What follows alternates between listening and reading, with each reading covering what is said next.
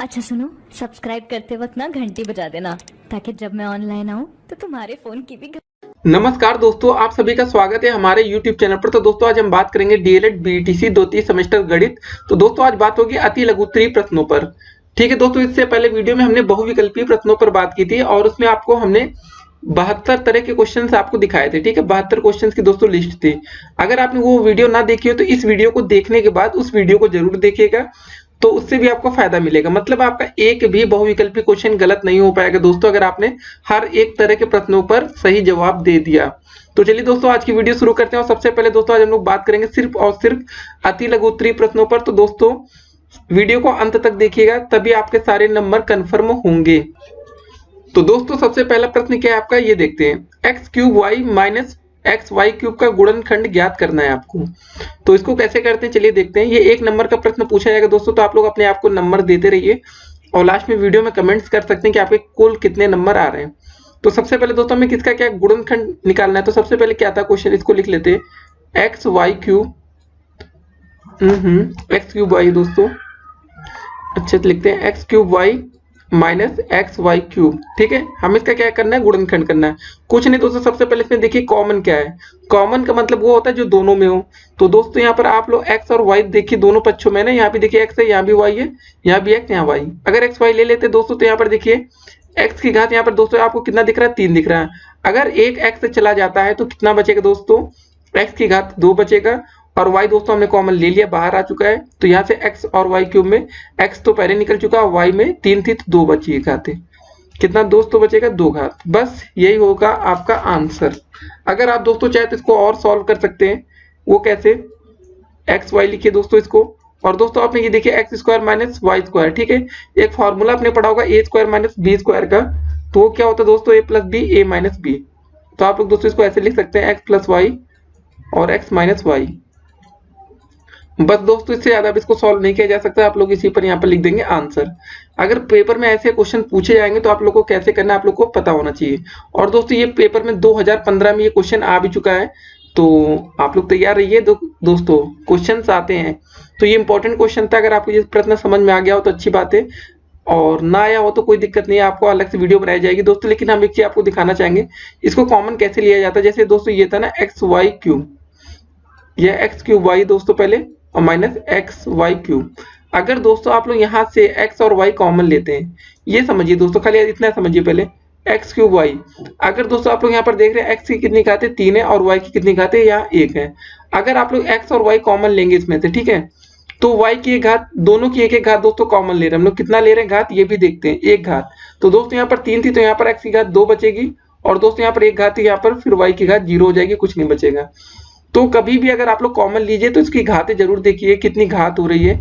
तो ये सब चीजें इंपॉर्टेंट रहती है। लेकिन चलिए अगर आपको समझ में आए तो आप लोग कमेंट कर सकते हैं, तो उसको हम आपको अच्छे से एक्सप्लेन कर देंगे कि गुणनखंड में कॉमन कैसे लिया जाता है।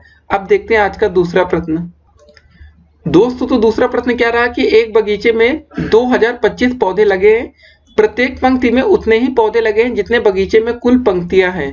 प्रत्येक पंक्ति में कुल कितने पौधे लगे हैं ये आपको बताना है दोस्तों। तो हो सकता है आप लोग को देख के लग रहा हो यार क्वेश्चन तो बहुत बड़ा है, लेकिन ये प्रश्न सिर्फ 1 नंबर में पूछा गया है, तो 1 नंबर के लायक ही होगा ये प्रश्न। सबसे पहले दोस्तों क्या बोला गया प्रश्न में, ये देखते हैं।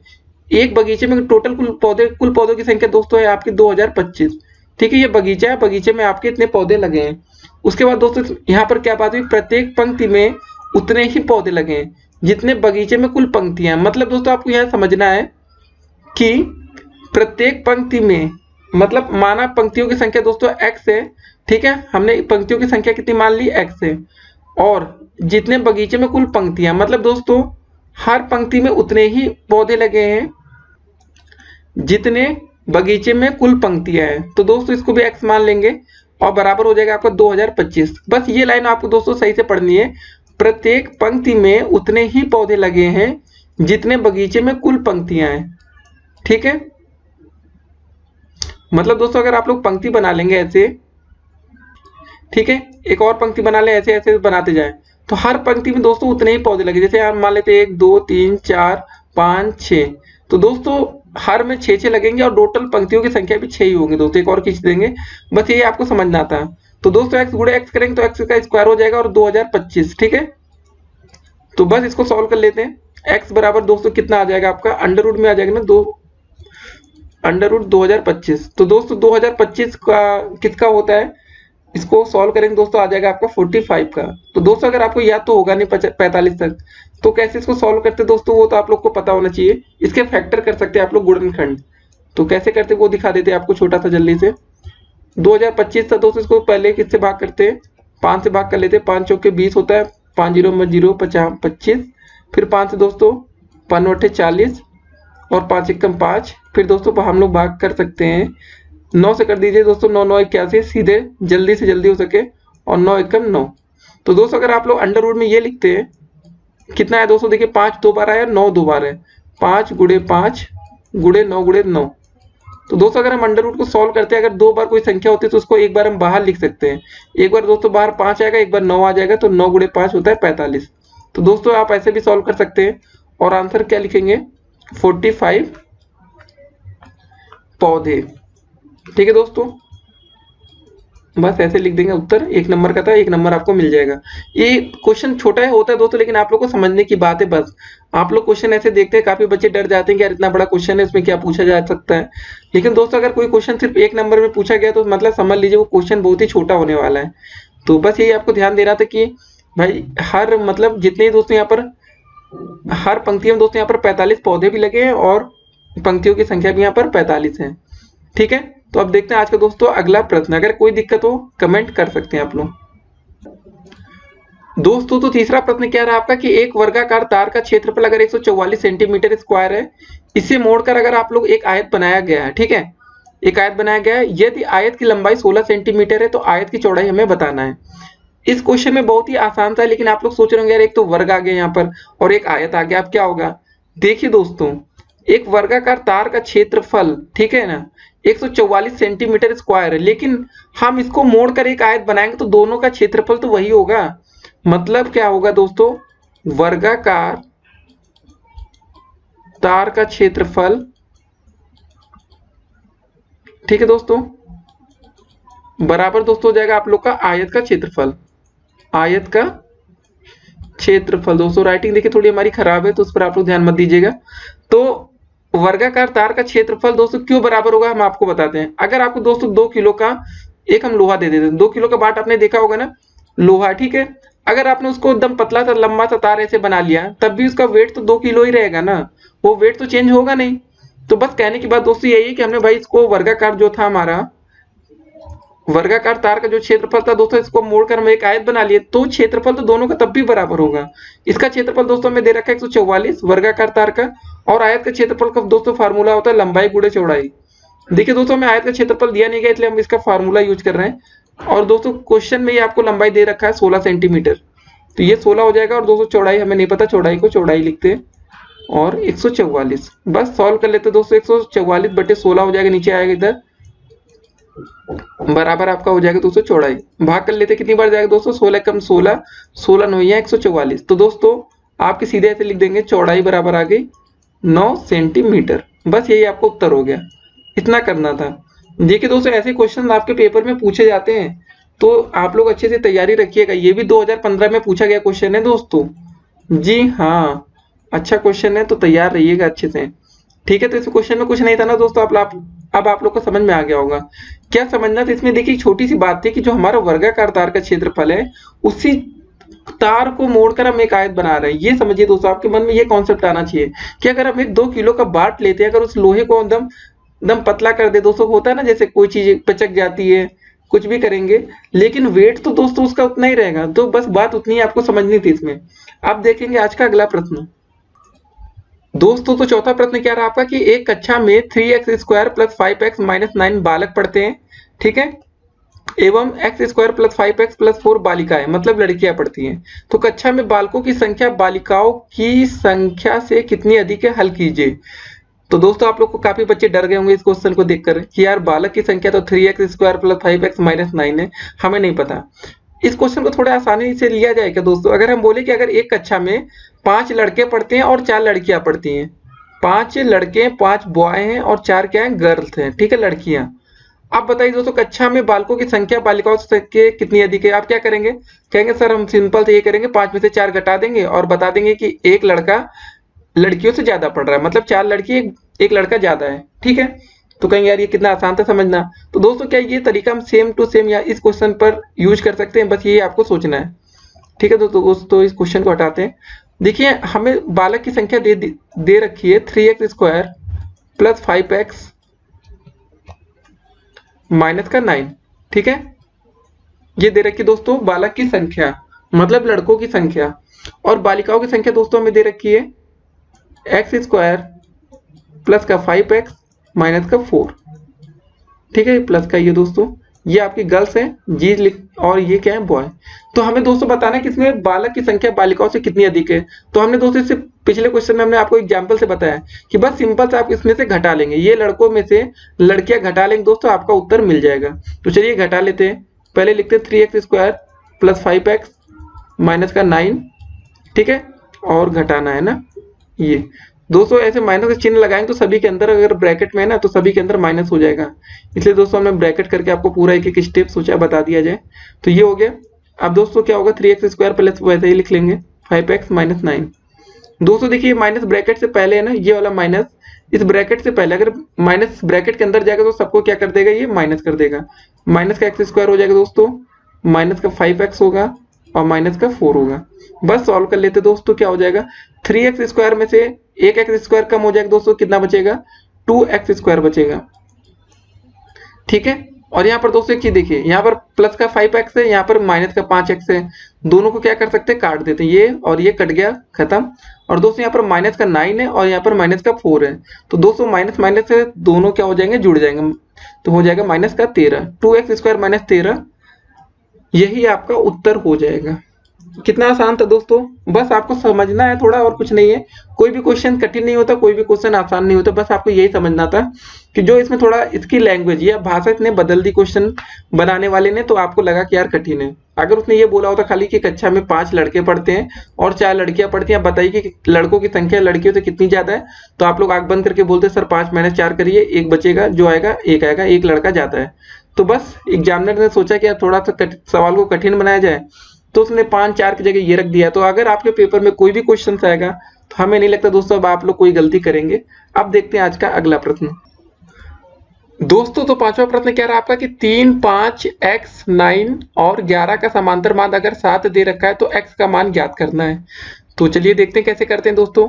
अगर हम इसका समांतर माध्य दे रखा है दोस्तों, अगर समांतर माध्य का कोई क्वेश्चन आता है तो कैसे किया जाता है, सबसे पहले ऊपर जो पदों की संख्या होती है इसको पहले सबसे पहले जोड़ लेते हैं एक साथ। पहले लिखेंगे इसको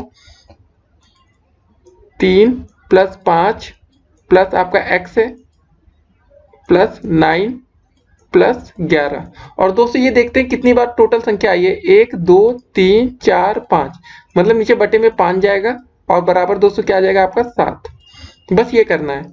इसमें देखिए आप लोग कभी कंफ्यूज मत होइएगा, समांतर माध्य ये सब छोटी चीजें होती हैं, नहीं तो आप लोग परेशान हो जाएंगे। तो क्या करेंगे, सबसे पहले गिन लेंगे टोटल कितनी बार संख्या आई है, गिने 1 2 3 4 5, तो नीचे 5 जाएगा अपॉन में, और ऊपर दोस्तों जो रहेगा उसको जोड़ लेंगे 3 plus 5 plus x plus 9 plus 11। ठीक है, अब इसका त्रिज्या गुणा कर लेते दोस्तों, कितना हो जाएगा 7 × 5, इसको जोड़ लेते दोस्तों, कितना हो गया 5 3 8 और 8 9 17, 17 और 11 दोस्तों कितना हो गया 18 10 28।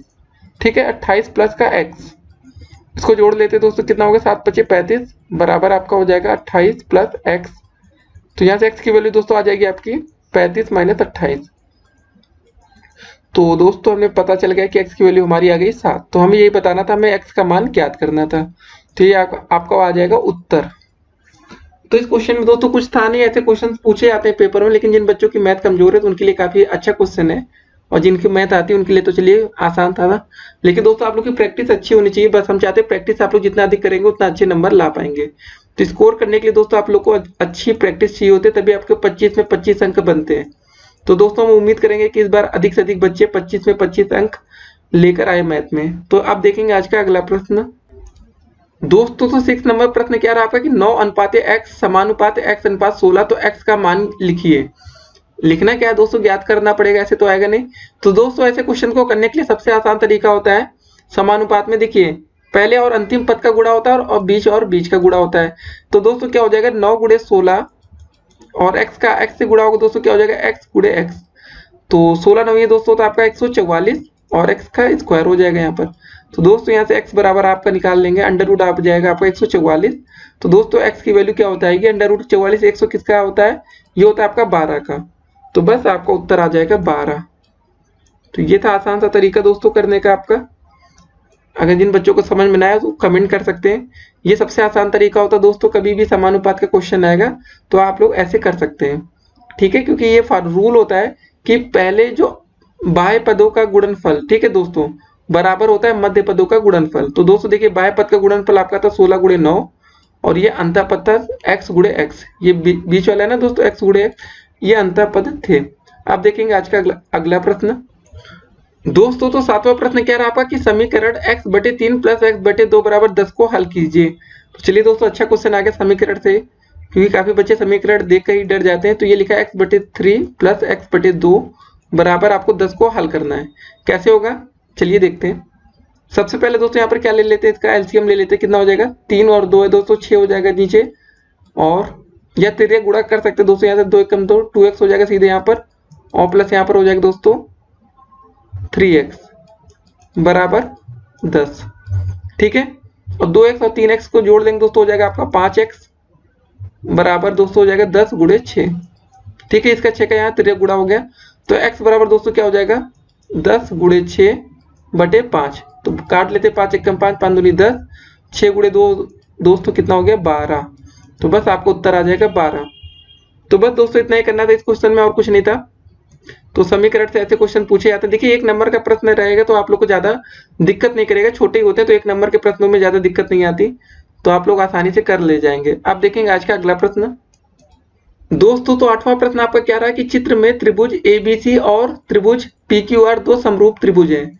यदि BC बराबर 2 सेंटीमीटर, AB 3 सेंटीमीटर और QR 3 सेंटीमीटर, तो भुजा PQ की माप ज्ञात करना है। तो चलिए दोस्तों जल्दी से एक आप लोग के लिए दो समरूप त्रिभुज बनाया जाता है।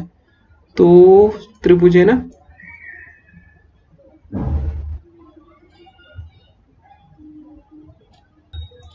दोस्तों तो त्रिभुज कैसा भी बना लीजिए आप लोग, उससे कोई फर्क नहीं पड़ता। चलिए ऐसे ही बना लेते हैं नॉर्मली दो त्रिभुज। तो एक दोस्तों आप लोग का है PQR, P है, Q है और R है, ठीक है दोस्तों। देखिए PQR एक दोस्तों आपका है क्या, त्रिभुज ABC। तो A मान लेते हैं यहाँ पर, इसको B मान लेते हैं और इसको C मान लेते हैं, ठीक है। आप लोग के दो त्रिभुज तैयार हो गए। और दोस्तों देखिए क्या क्या कंडीशन दे रखी है, लिखते हैं कि इसमें अगर BC बराबर 2 सेंटीमीटर, तो BC आपकी ये दे रखी है दोस्तों 2 सेंटीमीटर, और AB बराबर 3 सेंटीमीटर, तो दोस्तों ये आपकी है 3 सेंटीमीटर, ठीक है। उसके बाद दोस्तों लिखा है कि QR बराबर 3 सेंटीमीटर, तो QR है आपका 3 सेंटीमीटर, और दोस्तों PQ की माप हमें ज्ञात करनी है। तो ये माप दोस्तों हमें निकालना है जहां हमने क्वेश्चन मार्क लगा रखा है। तो दोस्तों देखिए इस क्वेश्चन को करना काफी आसान है। कुछ बच्चे देखकर डर जाते हैं कि अरे यार ये क्या क्वेश्चन आ गया, लेकिन इस प्रश्न में क्या बोला गया, देखिए हम इसको कैसे कर सकते हैं। सबसे पहले दोस्तों बोला गया दोनों त्रिभुज क्या है, ये दो समरूप त्रिभुज है। तो इसकी एक कंडीशन बनती है दोस्तों, वो क्या बनती है आपकी PQ अपॉन में जो आपका दोस्तों ये होगा AB, ये बराबर होगा, जी हाँ दोस्तों, जो भुजाएं होती है ना ऐसे, आप लोग देख रहे होंगे दोस्तों ये वाली भुजा ऐसे वाली। अब दोस्तों ये वाली भुजा की बात करेंगे, QR बराबर क्या हो जाएगा आपका, यहाँ पर हो जाएगा BC, ठीक है। तो ये कंडीशन होती है समरूप में। अगर दोस्तों हम लोग चाहते हैं तो इधर से भी ले सकते थे AB बराबर ये, या ऐसे जैसे चाहे वैसे लिख सकते हैं। तो हमने यहाँ पर हमें क्या निकालना, PQ की माप निकालना। हमें दोस्तों PQ नहीं पता है, और हमें दोस्तों AB तो पता दे रखा है। क्वेश्चन में क्या दिया है दोस्तों, AB हमें ये देखा था 3 सेंटीमीटर, ठीक है। उसके बाद दोस्तों बात करेंगे QR कितना दे रखा है, देखिए QR 3 दे रखा है और BC 2 दे रखा है, तो 3/2।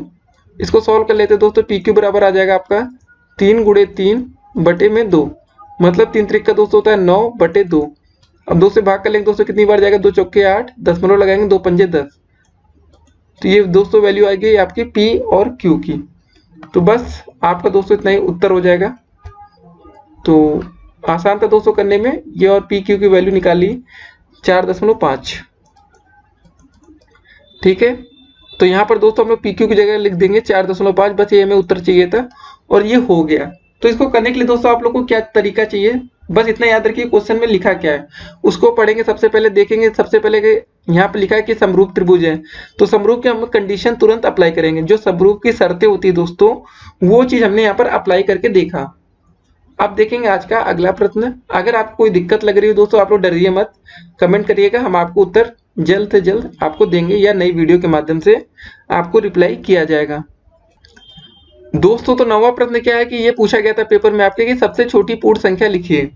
जी हाँ दोस्तों, ये प्रश्न आपका 2016 बैच में या 2016 में पूछा गया प्रश्न है दोस्तों कि सबसे छोटी पूर्ण संख्या क्या होती है, उसको लिखना था।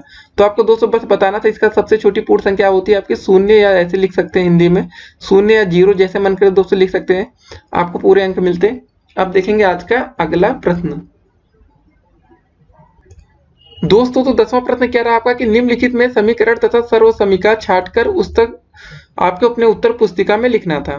तो ये बताना दोस्तों आपका ए और बी में कौन सा सर्व समीकरण है और कौन सा आपका समीकरण है। तो क्या होगा दोस्तों, आप लोग देखिए इसको और बताइए। तो दोस्तों देखिए, सर्व समीकरण की डिफिनीशन क्या होती है, चर राशि में ऐसा जिसमें दोनों पक्ष बराबर हो सर्व समीकरण संबंध कहलाता है। ठीक है, जिसमें दोस्तों दोनों चर राशि मतलब दोनों बराबर हो। तो दोस्तों पहला विकल्प देखिए आपका 2x + 2 हो जाएगा यहाँ पर, और 2x + 2। तो दोस्तों आप इसको बोल सकते हैं सर्व समीकरण। क्या बोल सकते हैं, सर्व समीकरण। तो आपको दोस्तों ए वाला जो है वो सर्व समीकरण है। और बी में दोस्तों देखिए समीकरण की परिभाषा क्या होती है, इसको सुन लीजिए कि एक समीकरण समता सूचक चिन्ह युक्त बीजीय व्यंजक पर एक प्रतिरोध है जिसमें चर के किसी विशिष्ट मान के लिए व्यंजक के दोनों पक्षों का मान समान होता है। तो ये दोस्तों हो गया आपका समीकरण। तो दोस्तों वीडियो को रोक के आप लोग एक बार डिफिनेशन फिर सुन सकते हैं या लिख सकते हैं कॉपी में, लेकिन सर्व समीकरण बस इतना ही आपको समझना है दोस्तों कि वह चर राशि जिसमें दोनों पक्ष बराबर हो। ठीक है, दोनों पक्ष बराबर है दोस्तों। ये वाला पक्ष देखिए यहाँ पर क्या हो जाएगा 2x + 2, अगर अंदर मल्टीप्लाई करेंगे तो ये भी 2x + 2 सर्व समीकरण और ये समीकरण। अब देखेंगे आज का अगला प्रश्न। दोस्तों तो 11 नंबर प्रश्न क्या रहा आपका कि 83 के अंकों को परस्पर बदलने में प्राप्त संख्या को मूल संख्या से घटाने पर कौन सी संख्या मिलती है। तो दोस्तों बस कुछ नहीं करना है, क्या बोला गया प्रश्न कि 83 अंकों को परस्पर बदलने में प्राप्त संख्या को मूल संख्या में घटाने पर क्या मिलता है। पहले दोस्तों आपका था 83 को जब हम परस्पर बदल देंगे दोस्तों क्या हो जाएगा, ऐसे लिखा ना 83, इसको बदल देंगे तो दोस्तों पहले 3 आ जाएगा फिर 8 आ जाएगा, तो बदल दिया 38 हो गया। उसके बाद दोस्तों हमें क्या करना है, घटाना है। तो 83 में से हम 38 को घटा लेंगे दोस्तों, जो आएगा वही आपका उत्तर होगा। 13 में से 8 गया, कितना बचा दोस्तों, 13 में से 8 क्या बचा, 5, 8 5 13 होता है, और 7 में से 3 के दोस्तों बचा आपका 4, तो आपका उत्तर आ जाएगा 45। बस यही करना था। क्वेश्चन को देखेंगे, समझेंगे और करेंगे। बस छोटी सी बात दोस्तों यहाँ पर लिखी थी, वही आपको समझनी थी। दोनों अंकों को परस्पर हमको क्या करना है, बदलना है। तो अंकों को बदलने का मतलब दोस्तों क्या हो गया 83। अगर दोस्तों यहाँ पर लिखा होता 43 तो इसको अंकों को बदलेंगे दोस्तों हो जाता है आपका 34। ठीक है, 3 और 4। अगर दोस्तों यहाँ पर लिखा होता 51, इसके अंकों को परस्पर बदलेंगे तो 1 और 5 हो जाएगा। ठीक है, मतलब लिखा होता दोस्तों 84 तो क्या हो जाता, पहले 4 आता आपका फिर 8 आता। तो यही करना था और कुछ नहीं। अब देखेंगे दोस्तों आज का अगला प्रश्न। दोस्तों तो 12 नंबर प्रश्न क्या रहा आपका कि समीकरण -4x + 3 बराबर -6x - 18 को हमें क्या करना है, हल करना है। तो चलिए कर लेते दोस्तों। क्वेश्चन को पहले लिखते हैं बड़ा सा, 4x प्लस का आपका 3 दे रखा है क्वेश्चन में, बराबर -6x और -18। तो दोस्तों देखिए ये -4x है ना, इसको इधर लेके आते दोस्तों, राइट हैंड में लाते हैं। -6x को क्या हो जाएगा, -4x यहाँ पर हो जाएगा दोस्तों प्लस का 6x, और दोस्तों बराबर में क्या हो जाएगा दोस्तों, ये -18 दे रखा है, और प्लस का 3 दोस्तों इधर जाएगा तो माइनस में हो जाएगा। ये हो गया दोस्तों, बस सॉल्व कर लेते। 6 में से 4 गया दोस्तों, बचा आपका 2x, और दोस्तों माइनस माइनस से दोनों क्या हो जाएगा, जुड़ जाएगा। तो जोड़ देते हैं -21। तो दोस्तों यहाँ से x की वैल्यू निकालेंगे माइनस का 21/2, 21/2। तो यही आपका हो जाएगा दोस्तों, क्या हो जाएगा, उत्तर। बस इतना ही करना था आपको, और कुछ नहीं करना था इस क्वेश्चन में। तो बस दोस्तों इतना ही हल किया जा सकता है, इससे ज़्यादा हल करने का कोई फायदा नहीं है। या दशमलव में ला सकते हैं दोस्तों, 10.5 लिख सकते हैं, लेकिन कोई फायदा नहीं होगा दोस्तों। चलिए आपका समीकरण हल हो गया। अब देखते हैं आज का अगला प्रश्न। दोस्तों तो 13 नंबर प्रश्न क्या रहा आपका कि एक कक्ष की लंबाई 11 मीटर, चौड़ाई 8 मीटर है, और आपकी दोस्तों ऊंचाई दे रखा है 5 मीटर। तो कक्ष की चारों दीवारों का क्षेत्रफल ज्ञात करना है दोस्तों आपका। तो बस सिंपल सा फार्मूला यूज करेंगे, इसका क्षेत्रफल बराबर 2 लंबाई प्लस का दोस्तों हो जाएगा आपका चौड़ाई, ठीक है, और गुणे में दोस्तों हो जाएगा आपका ऊंचाई। बस इतना निकाल लेंगे, आपका आ जाएगा उत्तर। तो चलिए दोस्तों रख लेते हैं। दो लंबाई दोस्तों क्या दे रखा है यहाँ पर हमें 11 दे रखा है 11 मीटर, प्लस दोस्तों चौड़ाई दे रखा है आपको यहाँ पर 8 मीटर, और दोस्तों ऊंचाई कितना दे रखा है 5, गुणे में 5 हो जाएगा। सॉल्व कर लेते हैं दोस्तों। 2 11 8 होता है दोस्तों 19 होता है, और 5 दोस्तों 5 और 2 का गुणा पहले करेंगे, 5 दूनी 10, क्यों करेंगे दोस्तों हम आपको बाद में बताते हैं, गुणे 19 दोस्तों, इसलिए हमने पहले गुणा किया कि 5 दूनी 10। अब 19 में देखिए 10 से गुणा करना कितना आसान है ना, 1901 बढ़ा देंगे, बस ये आपका उत्तर हो जाएगा। तो दोस्तों ये काफी आसान होता है। तो आपका क्या आएगा, वर्ग मीटर, ये आपका क्या निकालना था हमें, क्षेत्रफल। तो चलिए दोस्तों ये क्वेश्चन हो गया, काफी आसान था। लेकिन दोस्तों ऐसे क्वेश्चन पेपर में आते तो आप लोगों को करना आसान रहेगा। तो लेकिन आप लोग देख लीजिए कि कभी ऐसा कोई क्वेश्चन आए पेपर में, हो सकता है आपके पेपर में आए, तो दोस्तों वहाँ पर जो आपकी कक्षा की लंबाई दी है, इस बार यहाँ 11 दिया है, वहाँ पर दोस्तों लिख सकता है 12 मीटर है चौड़ाई आपकी, वहाँ पर यहाँ 8 है तो वहाँ हो सकता है 7 लिख जाए, कुछ और लिख जाए।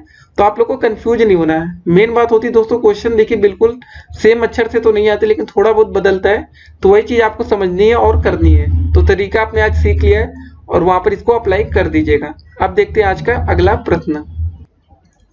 दोस्तों तो 14 नंबर प्रश्न क्या रहा आपका कि x square plus 1/x square का मान ज्ञात कीजिए जबकि x प्लस 1/x बराबर 2। इसको अच्छे से लिख लेते हैं, आपको शायद समझ में ना आ रहा हो। X square plus 1/x square की दोस्तों हमें वैल्यू निकालनी है, ठीक है, ये इसका मान निकालना है। जबकि हमें दोस्तों मान दे रखा है कि x प्लस 1/x बराबर 2। दोस्तों देखिए कभी ऐसा प्रश्न पूछा जाए, ये वाली लाइन आप लोग याद कर लीजिए, ये वाला लाइन कभी आपको दिख जाए, इसका मान निकालिए। इसका एक फार्मूला होता है, इसको हमेशा याद रखिएगा, जेड स्क्वायर माइनस 2। और दोस्तों जेड की वैल्यू क्या होती है, जेड की वैल्यू हमेशा दोस्तों ये जो दी रहती है ना, x प्लस 1/x बराबर 2, जो भी दिया रहेगा 3 4 5, वही जेड की वैल्यू होगी। तो दोस्तों यहाँ पर हम जेड की जगह क्या रखेंगे, 2 रखेंगे, तो 2 इसका स्क्वायर और माइनस का 2, ये फार्मूला होता है, बस इसको याद रखिए। 2 दूनी 4 माइनस 2, और आपको 2 आंसर आ जाएगा दोस्तों, ठीक है, 4 में से 2 गया 2। बस एक लाइन का दोस्तों रहेगा, लेकिन आपको बस इतनी शर्त है कि इस फार्मूले को आपको अच्छे से याद रखना होगा। कौन सा फार्मूला दोस्तों, यही वाला जेड स्क्वायर माइनस 2। इसको आप लोग कॉपी में लिख लीजिए, जहां पर लिख सकते हैं दोस्तों, एक लाइन में 1 सेकंड में आप लोग इसको सॉल्व कर लेंगे, क्योंकि कंपटीशन में ये सवाल काफी पूछा जाता है, तो आप लोग को तरीका याद होना चाहिए। ठीक है दोस्तों, आप करेंगे आज का अगला प्रश्न। तो ये तरीका आपने सीख लिया होगा। तो 1 नंबर का क्वेश्चन रहेगा दोस्तों, तो आपको एग्जामिनर कोई नंबर यहाँ पर काटेगा नहीं, क्योंकि 1 नंबर में काटेगा तो बचेगा क्या। तो आप लोग का आंसर सही आना चाहिए, 2 आ गया। अब चलिए देखते हैं आज का अगला प्रश्न। दोस्तों तो 15 नंबर प्रश्न क्या रहा आपका कि परिमेय संख्या को -7/9 जो भी दे रखी दोस्तों को हमें आरोही क्रम में लिखना है। तो दोस्तों आरोही क्रम का मतलब क्या होता है, आप लोग को पता होगा कि कोई बढ़ता हुआ क्रम होता है, उसको हम क्या बोलते हैं, आरोही क्रम। क्या दोस्तों कैसा क्रम होता है, वो बढ़ता हुआ। जैसे दोस्तों हम लिखेंगे 1 2 3 और आगे ऐसे लिखते चले जाएंगे, तो ये होगा हमारा आरोही क्रम। तो इसको कैसे करेंगे दोस्तों, आइए देखते हैं। पहले दोस्तों हमें दे रखा है 7/9, और दूसरा दोस्तों -5/27, और तीसरा दोस्तों दे रखा है 2/-3। एक चीज और दोस्तों, अगर आप लोग देख रहे हो यार -3 नीचे लिखा है, इसका मतलब कुछ और अलग होता है क्या। जी नहीं दोस्तों, अगर माइनस ऊपर लिखिए चाहे नीचे, क्योंकि माइनस माइनस ऊपर नीचे गुणा कर सकते हैं, तो इससे कोई फर्क नहीं पड़ता। तो हमने वैसे ही आपको लिख के दिखा दिया, नहीं तो आप लोग परेशान होंगे। तो ऐसे क्वेश्चन में सबसे पहले दोस्तों हम लोग एक काम करते हैं, माइनस को कॉमन लेते हैं, इसको पूरे एक ब्रैकेट में लिख लेते हैं। 7/9 हो गया, 5/27 हो गया, और 2/3 हो गया।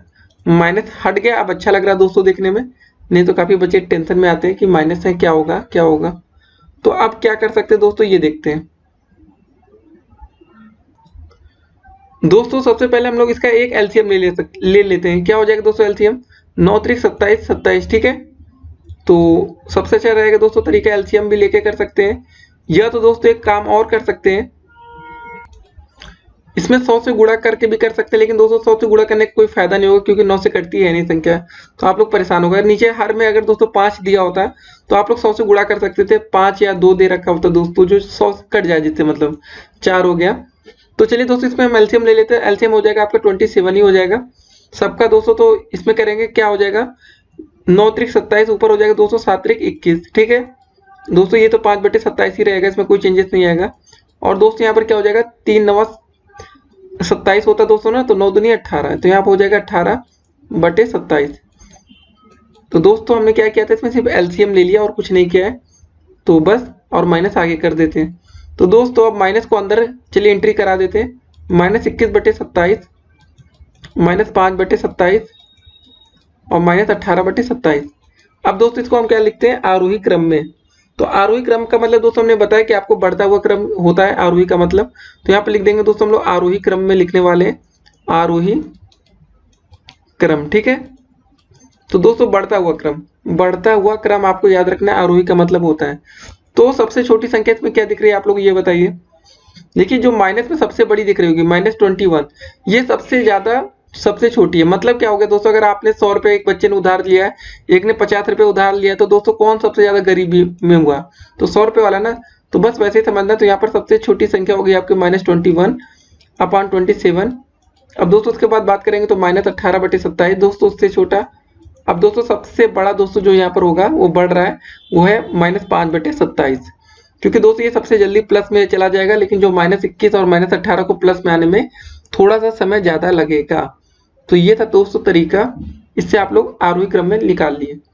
बस दोस्तों ऐसे क्वेश्चन आएंगे तो आपको क्या करना रहेगा, आप लोग नॉर्मली दोस्तों एलसीएम ले लीजिएगा। ठीक है ना।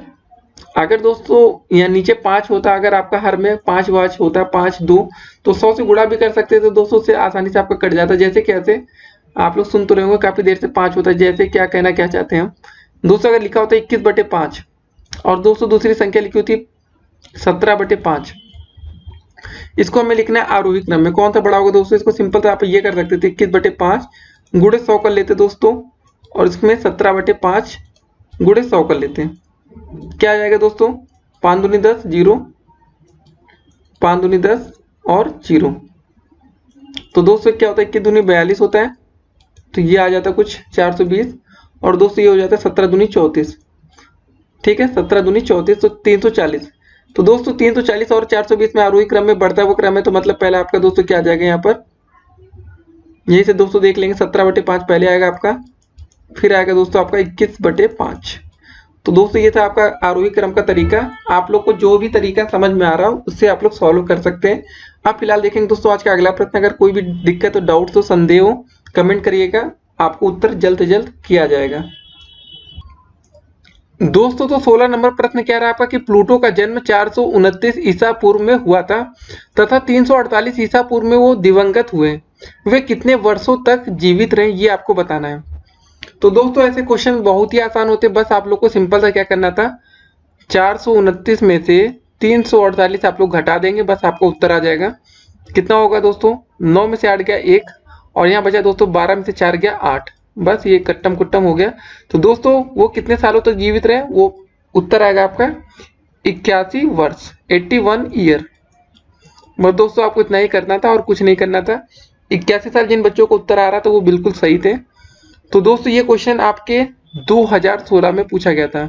जी हाँ दोस्तों, बीटीसी 2016 में ये क्वेश्चन पूछा जा चुका है, तो आप लोग अच्छे से तैयारी करते रहिए। अब देखते हैं आज का अगला प्रश्न। दोस्तों तो 17 नंबर प्रश्न क्या रहा आपका कि x y minus z plus y z minus x plus z x minus y का मान आपको क्या करना है, ज्ञात करना है। तो ये कैसे हो जाएगा, चलिए दोस्तों इसको देख लेते हैं। सबसे पहले प्रश्न लिखेंगे एक्स वाई माइनस जेड है आपका, प्लस का वाई जेड माइनस एक्स है, प्लस का जेड एक्स माइनस वाई।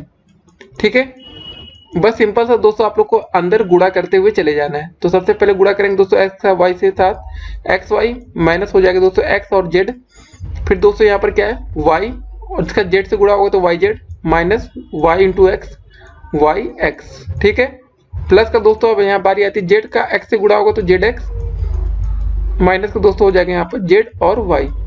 बस अब देखते दोस्तों क्या क्या कट रहा है। यहाँ पर एक्स वाई लिखा है दोस्तों, और यहाँ पर लिखा है वाई और एक्स, तो दोस्तों ये उल्टा लिखा है तो मतलब कट गया।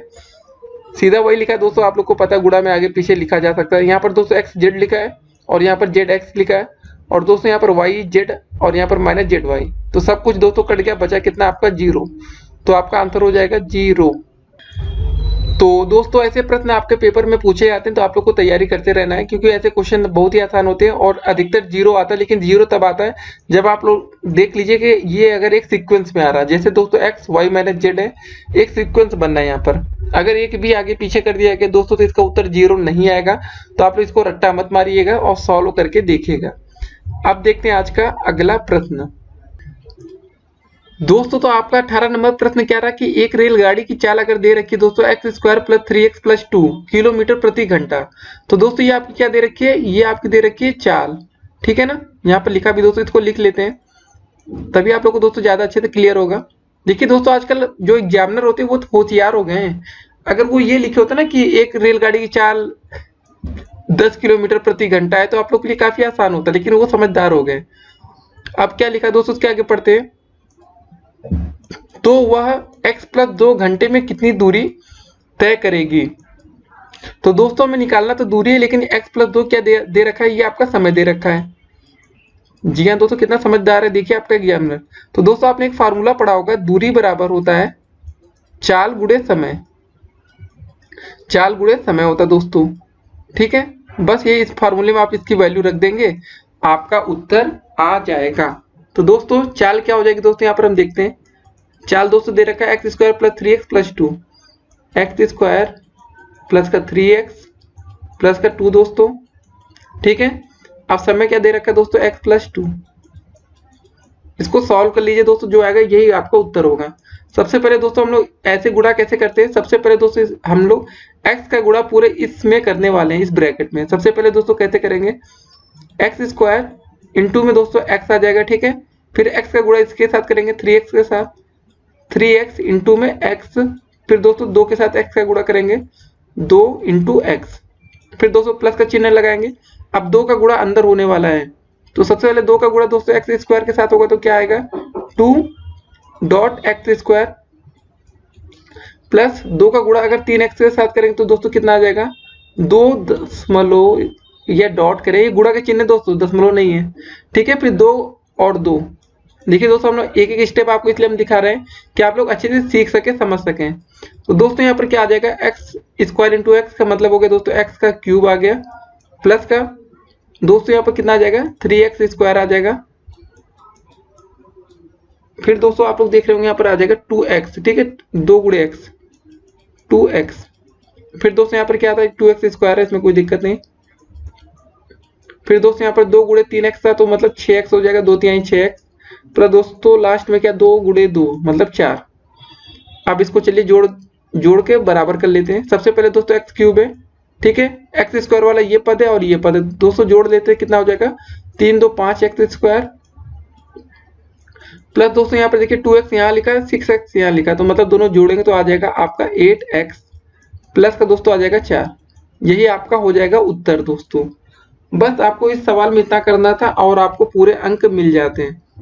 लेकिन आपने यहाँ एक चीज देखी होगी, एग्जामिनर जो है वो बहुत ही होशियार था।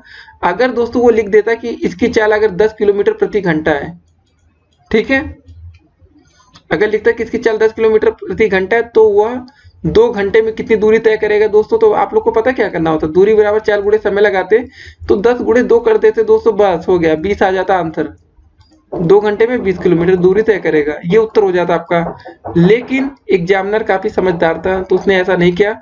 उसने आपको चर राशि में दिया कि एक्स स्क्वायर प्लस 3x ऐसे करके लिखेंगे तो बच्चे डर जाएंगे और गलत करके आएंगे। लेकिन दोस्तों वो नहीं जानते कि वो बच्चे आजकल यूट्यूब से पढ़ते हैं, तो अच्छा करके आएंगे और अच्छे अंक लेके आएंगे दोस्तों। ये क्वेश्चन आपका बीटीसी 2017 में आ चुका है, तो आप लोग तैयार रहिए दोस्तों, और यूट्यूब से पढ़ने का कुछ फायदा उठाइए और सही करके आइएगा, ठीक है। अब देखते हैं आज का अगला प्रश्न दोस्तों। तो 19 नंबर प्रश्न कह रहा है आपका कि यदि x प्लस 1/x बराबर 5 हो, तो x square plus 1/x square का मान ज्ञात कीजिए। अभी थोड़ी देर पहले हमने दोस्तों आपको कुछ ऐसा ही क्वेश्चन बताया था। अगर दोस्तों आपके मन में समझ में आ गया होगा वो क्वेश्चन, तो ये आप 1 सेकंड में कर ले जाएंगे। X square plus 1/x square की वैल्यू निकालनी है आपको, ठीक है। तो दोस्तों हमने बताया था कि जब भी अगर आपको कोई ऐसा क्वेश्चन दिया गया, अगर x प्लस 1/x की वैल्यू दे रखी है, तो अगर आपको ये वैल्यू निकालनी है दोस्तों x square plus 1/x square की, आपको एक फार्मूला याद रखना है, जेड स्क्वायर माइनस का 2। तो दोस्तों जेड की वैल्यू हमेशा यही होगी जो आपको यहाँ पर दी गई होगी क्वेश्चन में। तो दोस्तों जेड की जगह आप क्या रखेंगे 5 के स्क्वायर माइनस का 2, दोस्तों हो जाएगा 5 के स्क्वायर 25 माइनस का 2 आ जाएगा आपका दोस्तों 23। कितना आसान था दोस्तों ये प्रश्न करना, तो बस आपको उत्तर हो जाएगा 23। तो यही इस क्वेश्चन का हल था। आप देखेंगे दोस्तों आज का अगला प्रश्न, लेकिन आप लोग इसको अच्छे से तैयार करिए कि आने वाली इस वीडियो में और भी क्वेश्चन आपको देखने को मिले, तो आप लोग को अपनी तैयारी का अंदाजा लग सके। अब देखते हैं आज का अगला प्रश्न दोस्तों। तो 20 नंबर प्रश्न कह रहा है आपका कि -9/11 के योगात्मक प्रतिलोम को हमें ज्ञात करना है, ये बताना है, ठीक है, कि -9/11 का योगात्मक प्रतिलोम क्या होगा। दोस्तों हमेशा योगात्मक प्रतिलोम उल्टा होता है, 9/11 का योगात्मक हो जाएगा +9/11, ठीक है। अगर कभी कोई और क्वेश्चन आपको दिखा जाए दोस्तों, अगर लिखा रहा है 1/5 का योगात्मक प्रतिलोम क्या होगा, तो उल्टा कर देंगे दोस्तों 1/5 का -1/5, बस ये आपको दिखाना था। तो ऐसे प्रश्न पेपर में पूछे जाते हैं, तो आप लोग को दोस्तों तैयार रहना चाहिए। खाली उल्टा करना होता है, जैसे -9/11 का हो जाएगा +9/11, तो प्लस रहेगा तो माइनस हो जाएगा, माइनस है तो प्लस हो जाएगा। तो तैयार रहिए दोस्तों। एक चीज और दोस्तों, काफी बच्चे हमसे पूछ रहे थे दोस्तों, देखिए जो बच्चे हमसे व्हाट्सएप पर जुड़ना चाहते हैं लेकिन उसकी दोस्तों फीस थोड़ी सी महंगी है, जो कि 1000 रुपये पर मंथ है, तो दोस्तों मानते फीस महंगी है। और हमारा एक नया एक्सपेरिमेंट चल रहा है दोस्तों, कि पहले 10 बच्चों के लिए दोस्तों हम व्हाट्सएप ग्रुप ज्वाइन कराना चाहते हैं। मतलब ग्रुप नहीं रहेगा दोस्तों, सीधे आप लोग व्हाट्सएप से हमसे कनेक्ट रहेंगे, जिसमें पहले 10 बच्चे ही कनेक्ट हो सकते हैं हमसे। तो दोस्तों अगर आप लोग को कनेक्ट होना है लेकिन सिर्फ 10 बच्चों के लिए सीट्स है, तो आप लोग को 1000 फीस देनी पड़ेगी। तो दोस्तों थोड़ी महंगी है, अगर आपके पास पैसे हैं तो आप लोग दोस्तों दे सकते हैं, लेकिन हम रिक्वायर उन्हीं को कहेंगे, मतलब ये फीस ज्वाइन वही करें जिन बच्चों के पास पैसे होते हैं, ठीक है। जिन बच्चों का फैमिली बैकग्राउंड अच्छा है, जो बच्चे गरीब हो, उनको ज्वाइन करने की जरूरत नहीं दोस्तों, क्योंकि 1000 रुपये काफी ज्यादा होते हैं। अगर दोस्तों लेकिन अगर आप लोग ज्वाइन करेंगे तो आपको काफी बेनिफिट्स भी मिलेंगे। आपके डीएलएड से संबंधित कोई भी होगा नोट्स दोस्तों, सबसे ज्यादा आपको नोट्स दी जाएगी पढ़ने के लिए दोस्तों, हर तरह के नोट्स दिए जाएंगे। पर डे आपको दोस्तों करंट अफेयर्स मिलेगी, जो कि आपके आगे सुपर टेट में काम आने वाली है। सुबह सुबह पर डे की हर एक दिन की एक नई करंट अफेयर्स आएगी। और भी दोस्तों काफी चीजें होंगी। अगर आपको जैसे आपका एडमिट कार्ड हो गया, कोई आपका अगर आपको फॉर्म भरना है दोस्तों, उसमें आपको टेक्निकल हेल्प दी जाएगी। आपको दोस्तों रिजल्ट आएगा डीएलएड का, सबसे पहले आप लोग अपना रिजल्ट देख पाएंगे, वेबसाइट चले ना चले, तो काफी चीजें दोस्तों आपको देखने को मिलेंगी। लेकिन ये सिर्फ डीएलएड प्लस बच्चों के लिए होगा, और जिनकी संख्या सिर्फ और सिर्फ 10 होने वाली है यूपी लेवल पर। जी हाँ दोस्तों, पहले 10 बच्चे ही हमें ज्वाइन कर सकते हैं। तो अगर आपका मन है दोस्तों हमसे व्हाट्सएप पर जुड़ने का, तो आप लोग ट्राई कर सकते हैं। फीस महंगी है, हम मानते दोस्तों, एक्सेप्ट कर रहे हैं। व्हाट्सएप नंबर हमारा दोस्तों ये है 8738079216 8738079216। लेकिन दोस्तों फीस महंगी, हम फिर से कहेंगे 1000 रुपये, लेकिन जो बच्चे अफोर्ड कर सकते हैं, क्योंकि काफ़ी बच्चे ऐसे हैं हमें मैसेज करते थे, सर हम घर से बाहर नहीं जा सकते या हमारे यहाँ कोचिंग नहीं है, तो उनके लिए दोस्तों सही रहेगा 1000 रुपये देना। क्योंकि आज के दिन किसी भी कोचिंग की दोस्तों फीस होती है, अगर आप लोग जाएंगे इलाहाबाद पढ़ने, तो कम से कम 15,000 रुपये लगते हैं पर 3 मंथ के। जी हाँ दोस्तों, 3 महीने के 15,000 आपको देने पड़ेंगे। दिल्ली में आएंगे तो यहाँ भाई अच्छी फीस है। तो दोस्तों अगर आपको बेस्ट कोचिंग से जुड़ना है, आप लोग हमसे जुड़ना चाहते हैं, अगर आपको 20 क्वेश्चन समझ में आए हो पिछले, तो ही आप लोग हमें पैसे दीजिएगा, अन्यथा कोई जरूरत नहीं है। अब देखते हैं आज का अगला प्रश्न। अगर आपको कोई जानकारी लेनी हो कि कैसे जुड़ सकता है, आप लोग हमें इस पर मैसेज कर सकते हैं, ठीक है। तो चलिए सवाल देखते हैं आज का अगला प्रश्न क्या है दोस्तों। तो 21 नंबर प्रश्न क्या रहा आपका कि एक त्रिभुज का क्षेत्रफल अगर 48 सेंटीमीटर स्क्वायर है, उसकी ऊंचाई हमें 8 सेंटीमीटर दे रखी है, तो दोस्तों त्रिभुज के आधार की माप हमें बताना है। तो क्या होता है दोस्तों, त्रिभुज का क्षेत्रफल का फार्मूला पहले आपको पता होना चाहिए दोस्तों। ऐसे लिख सकते हैं, त्रिभुज का क्षेत्रफल बराबर दोस्तों होता है आपका 1/2 गुणे आधार गुणे ऊंचाई होता है दोस्तों, ठीक है। आधार, ठीक है, गुणे में ऊंचाई लिख सकते हैं। तो अब क्या करेंगे दोस्तों, हमें पता है कि इसमें त्रिभुज का हमें क्षेत्रफल क्या दे रखा है दोस्तों, 48 दे रखा है ना। यहाँ पे लिख दीजिए 48 बराबर दोस्तों हो जाएगा 1/2। और दोस्तों हमें पता है कि आधार हमें नहीं, आधार ही हमें निकालना है, तो आधार ऐसे ही लिख लेंगे आधार, ठीक है। इसको शॉर्टकट लिख रहे हैं, आ का मतलब आधार है, गुणे दोस्तों हमें ऊंचाई दे रखी है 8 सेंटीमीटर, यहाँ पर लिखेंगे 8। तो चलिए सॉल्व कर लेते हैं दोस्तों।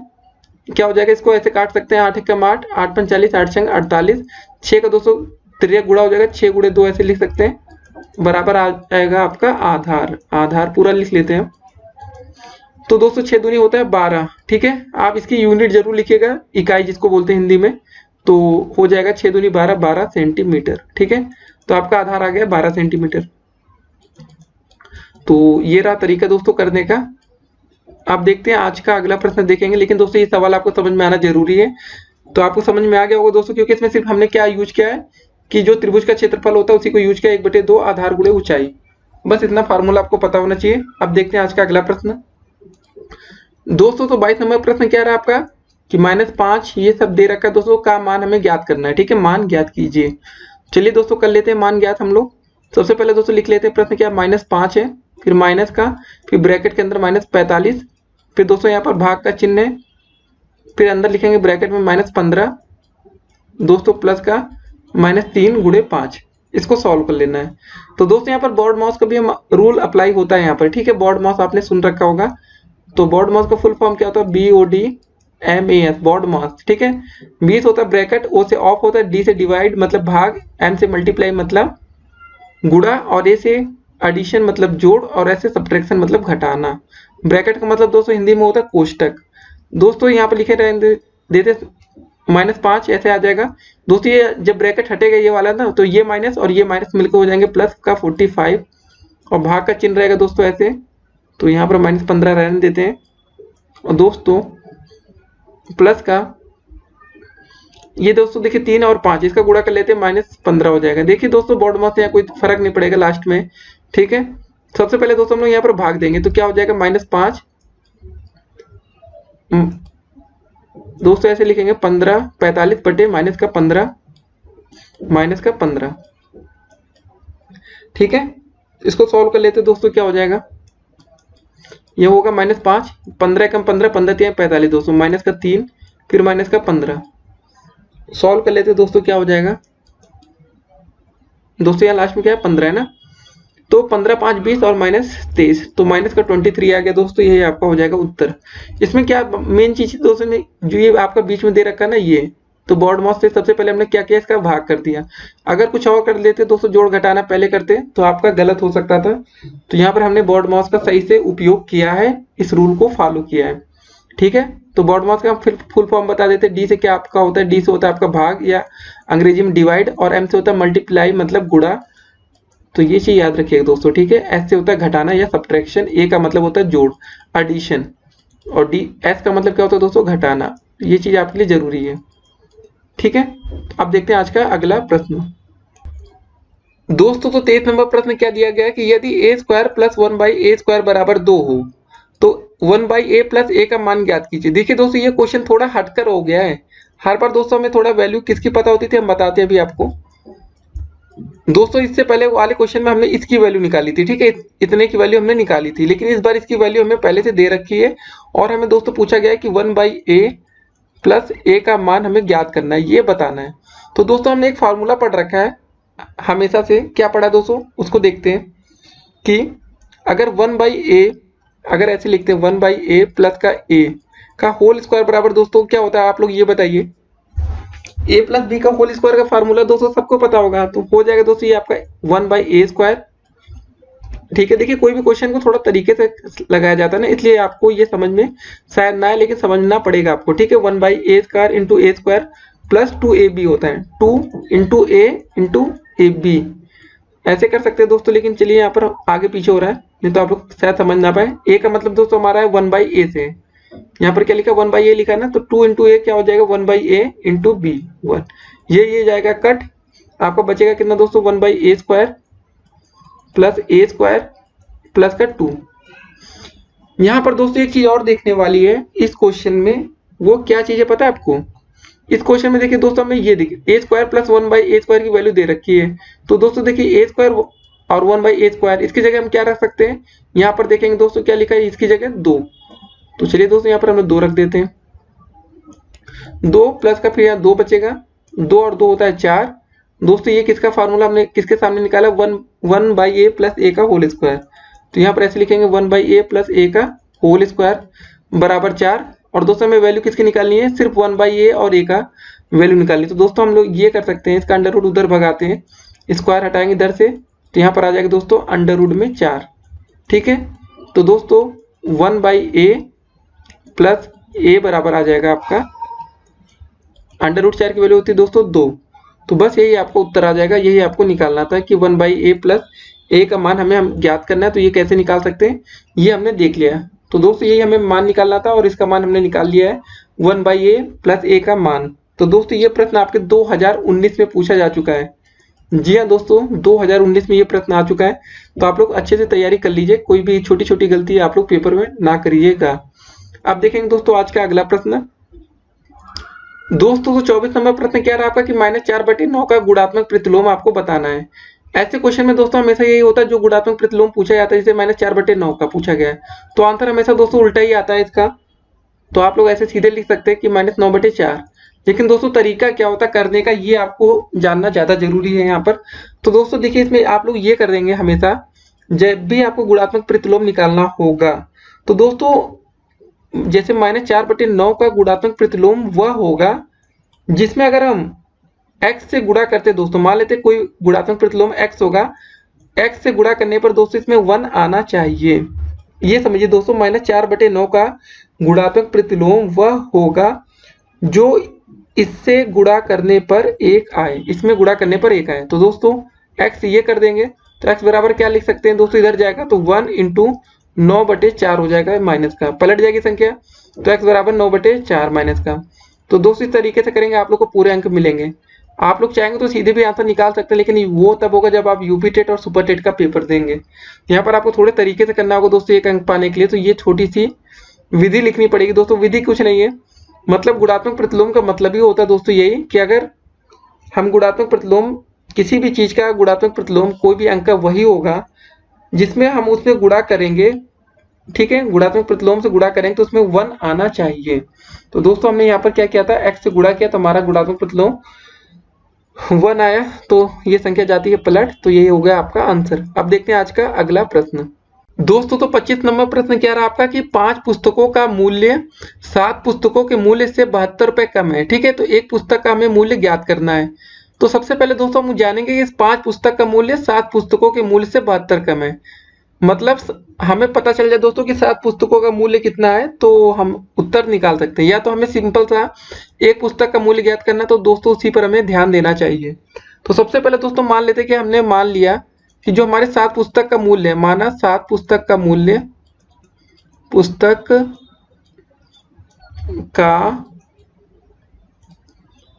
मूल्य बराबर दोस्तों है x है, ठीक है। हमने माना 7 पुस्तक का मूल्य x रुपए है, लेकिन प्रश्न में क्या बोला गया, अगर 5 पुस्तक का जो मूल्य है ना वो 7 पुस्तक के मूल्य से 72 कम है। तो हम यहाँ पर लिखेंगे जो आपका होगा 5 पुस्तक का मूल्य, ठीक है।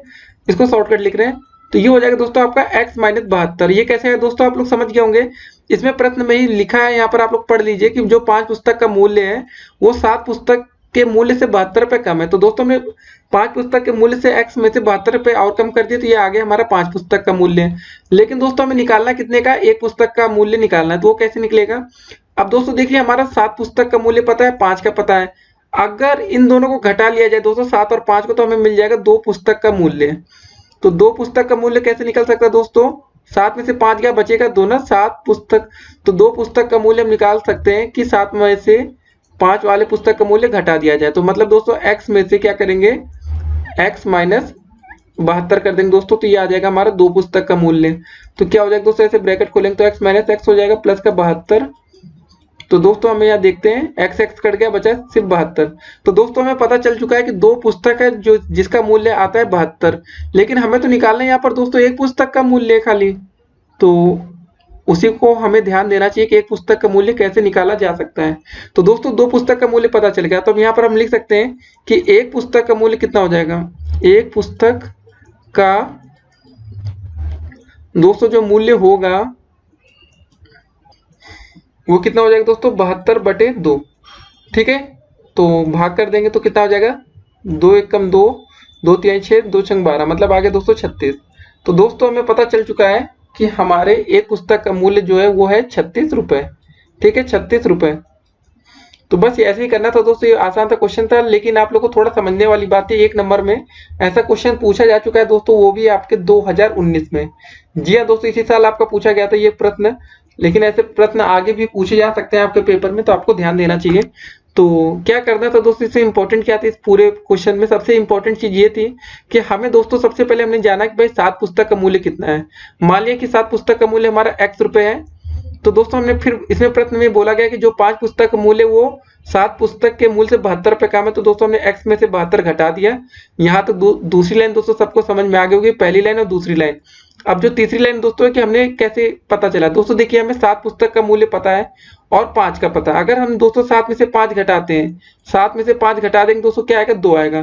तो दोस्तों हमने घटा के निकाला 2 पुस्तक का मूल्य, यहाँ पर घटाया ना, देखिए 7 में का पुस्तक का मूल्य था x रुपए, तो यहाँ x लिया और x - 72 घटा दिया। तो हमें दोस्तों यहाँ से पता चला कि हमें 2 पुस्तक का मूल्य पता चल गया 72 रुपए। एक पुस्तक का मूल्य निकालने के लिए दोस्तों 72/2 कर दिया, आ गया 36 रुपए। तो दोस्तों यही आपका उत्तर था इस क्वेश्चन के लिए। अब देखते हैं आज का अगला प्रश्न। दोस्तों तो 26 नंबर प्रश्न क्या रहा आपका कि तीन क्रमागत संख्याओं का योग आपका दे रखा है 87। तो द्वितीय क्रमागत संख्या का मान हमें क्या करना है, ज्ञात करना है।